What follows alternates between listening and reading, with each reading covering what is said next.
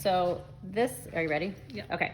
This large section here has been prepped by broadcasting the moisturizers that we need onto the hair. But obviously this is too large to work with as far as defining the hair.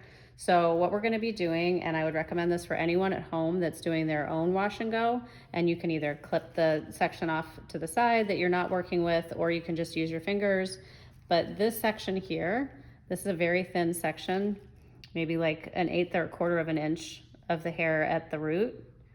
And this is the size section you want to work with when you're applying your gel, because when you're applying your gel, it's more or less the final step to doing the wash and go, and that's really when you're going to detail the hair and really kind of make sure that the curl families are correctly grouped together.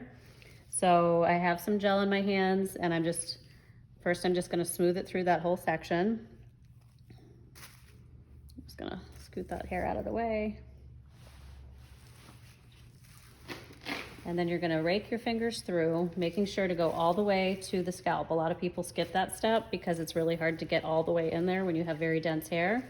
And you can see that the curl families are sort of starting to jump together on their own. And now what we're gonna do is just following that natural grouping.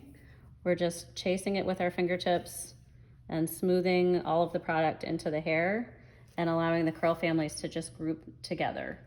So the idea here is that you're following your natural curl pattern, which is going to give you the maximum amount of longevity for your style. And since we will be performing a little bit of a trim after this, we also want to make sure that we see the curls in their truest expression so that we can follow how they want to lay and how they want to group, and make sure that we don't remove any excess length and that the shape that we give her is going to follow her natural curl pattern. So that's about the size section you want to work with. As we move through the same larger section, you're just going to continue to take slices like that, again between like a 1/4 inch and an 1/8 inch in size. Begin by raking through with your fingers. If needed, add a little bit more water. I would always recommend adding water as you go. You can never have too much water. Smooth it through.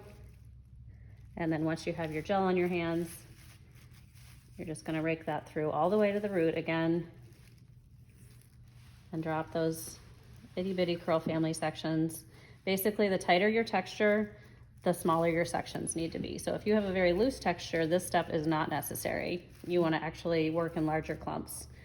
But if you have a very tight texture, this is the difference between a really successful long wearing wash and go and one that's going to start to fuzz out and get loose definition very quickly.